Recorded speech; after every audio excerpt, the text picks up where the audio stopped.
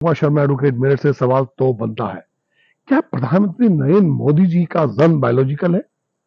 वो अपने माता पिता की संतान है या कोई दिव्यात्मक शक्ति के प्रयोजन नियोजन के द्वारा उनका जन्म हुआ है? अगर बायोलॉजिकल नहीं है तो ये शख्स कौन है? बस यही सवाल बनता है। जिस प्रकार से त्रेता युग में या सतयुग में नियोजन प्रयोजन के द्वारा, विशेष प्रयोजन के द्वारा, प्रदत्त की गई शक्तियों के द्वारा जन्म हो जाया करते थे, क्या वो कालखंड हिंदुस्तान की धरती पे वापस आ चुका है? क्या सतयुग त्रेता युग का जो विशेष प्रयोजन है और विशेष अधिकार के तहत, विशेष प्रयोजन के तहत हिंदुस्तान की धरती पर एक विशेष व्यक्ति को अपना दूत बनाकर अवतरण किया? क्या वास्तव में ये विष्णु के अवतार है, क्या शिव के अवतार है, राम के अंश है? ये हम नहीं कह रहे, ये बीजेपी के लोग कहते हैं। जेपी नड्डा जी क्या कहते हैं?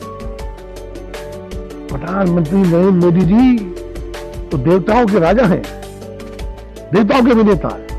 ये जेपी नड्डा जी का व्यक्तित्व है। एक बीजेपी के प्रवक्ता हैं मुंबई में, महाराष्ट्र में, वो कहते हैं कि ये विष्णु के अवतार हैं, दिव्य तुल्य है। इसी कड़ी के अंदर कोई उनको शिव का अवतार कहता है। और मजे की बात तो तभी होती है कि राम जन्मभूमि के मुख्य ट्रस्टी चंपत राय जी वो कहते हैं दिव्यतुल है, विष्णु के अवतार है, पूजनीय है, ईश्वरीय शक्ति से प्रदत्त है। तो ये सब क्या ये एक प्रायोजित कार्यक्रम के तहत किया जा रहा है या वास्तव में दिव्यात्मक शक्ति से परिपूर्ण नरेंद्र मोदी जी है? क्योंकि वो तो खुद भी कहने लगे हैं, उनको खुद भी एहसास होने लगा है कि वो दिव्यात्मक शक्तियों से ओजस्वी एक नेता है जो विशेष प्रयोजन से हिंदुस्तान की धरती पर अवतरण हुआ। क्या है ना, क्या कहते हैं, हिटलर क्या कहता है? झूठ बोलो, बार बार बोलो, बोलते रहो, लगातार बोलते रहो, है ना? तो वो झूठ भी एक दिन जो है सत्य के रूप में प्रतीत होता है। बहरहाल ये तो कहावत है। अगर हम सड़कों पर जाते हैं या हम किसी से कहते हैं यार मेरा जन्म बायोलॉजिकल नहीं है, मेरा जन्म जो है ईश्वरीय शक्ति से प्राप्त हुआ, तो वो आपको क्या कहेगा? दिमाग खराब हो गया है क्या? पागल है क्या? इस वैज्ञानिक युग में जिसमें विज्ञान जो है अग्रणी भूमिका निभा रहा है, टेक्नोलॉजी हो रहा है, अब तो एमआई का प्रयोग हो रहा है, क्या ये उड़ान तुरान की चीजें बता रहे हो भाई? हुआ होता होगा पहले, क्या अब ये प्रक्रिया चल रही है? लेकिन चल रही है। अब भक्त कहने लगे भाई वाह, क्या बात है, हो चुका। ये जो भक्त परंपरा है ना, जो भक्त जो लोग निकल गया, अंधभक्त, ये उसमें विश्वास कर लेते हैं। इसी प्रकार से इसी कार्यक्रम के तहत ये जो धार्मिक, तथाकथित धार्मिक गुरु है, जो धर्म के नाम पर, आस्था के नाम पर, विश्वास के नाम पर जनता को ठगते हैं, लूटते हैं, ये लोग लगातार इसी प्रकार से जनता का दोहन करते हैं। यही सवाल बनता है। और जनता जो है इस प्रयोजन में, इस मायाजाल में, इस मोहजाल में फंस जाती है। कहते हैं कि हिंदुस्तान गुलाम क्यों बना? 1000 साल के लगभग जो है हिंदुस्तान गुलाम रहा। क्यों रहा गुलाम? यही सब तो कारण है। अभी हम 10 साल से मानसिक गुलाम है। अरे भाई, देश की तरक्की कैसे होगी? आपके परिवार की तरक्की कैसे होगी? आपका बच्चा कैसे अग्रणी भूमिका निभाएगा? देश का विकास कैसे होगा? इस पर विचार क्यों नहीं करते? तकनीकी शिक्षा के द्वारा, अच्छी शिक्षा ग्रहण करने के द्वारा अगर एक परिवार से एक भी व्यक्ति निकल जाता है तो उस परिवार का उद्धार कर देता है। और समझिए कि जितने परिवार हमारे हिंदुस्तान में हैं, अगर वो सभी का विकास होता है तो देश का विकास होगा। लेकिन यहाँ तो सत्यानाश करने की पूरा प्रयोजन किया जा रहा है। लगातार 80 करोड़ लोगों को मुफ्त का राशन दिया जा रहा है। अब तो बड़ी बात यह कि सभी राजनीतिक दल इसकी घोषणा करने लगे। अभी 80 करोड़ लोगों को मुफ्त राशन दे रहे हैं ना, वो कह रहे हैं 5 किलो हम 10 किलो देंगे। तुम्हारे बाप का माल है क्या? हिंदुस्तान की जो जनता है ये उसका माल है। हम टैक्स पेयर हैं, हम टैक्स देते हैं। यार इसको लगाओ ना विकास में, इसको लगाओ आप सकारात्मक विकास में, शिक्षा में, स्वास्थ्य में, चाइना से लड़ने के लिए वैसी लड़ाई नहीं कि वोटर वाली लड़ाई लड़ रहे हैं। आर्थिक, सामरिक, विकासात्मक लड़ाई लड़िए। यूएसए से तुलना कीजिए, रूस से तुलना कीजिए, जर्मनी जापान से तुलना कीजिए, फ्रांस से तुलना करो, वहां से फाइट करो। हम क्या कर रहे हैं? हम क्या कर रहे हैं?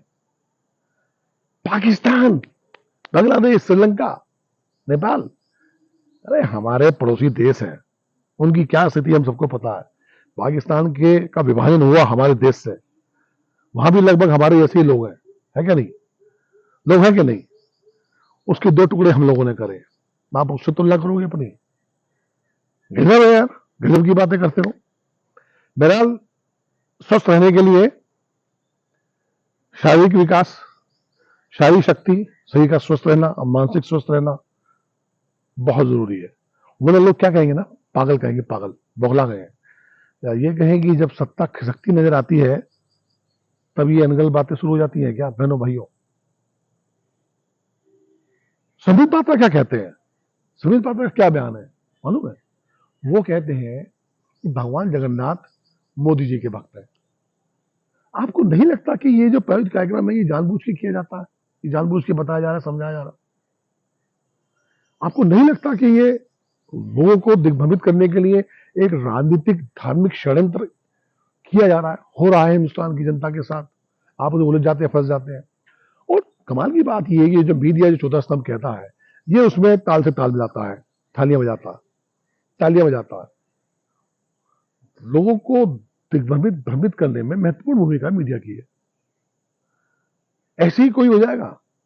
शर्म नहीं आती? तो ये सब चीजें अन्य धर्मों में होती है क्या? अगर कोई मोहम्मद पैगंबर साहब के बारे में टिप्पणी कर दे तो उसका क्या हाल होता है, किस प्रकार से बेहाल होता है, आपको सबको मालूम है। बताइए, सिख धर्म के बारे में कोई टिप्पणी करके दिखाइए, ईसाई धर्म के बारे में टिप्पणी करके दिखाइए।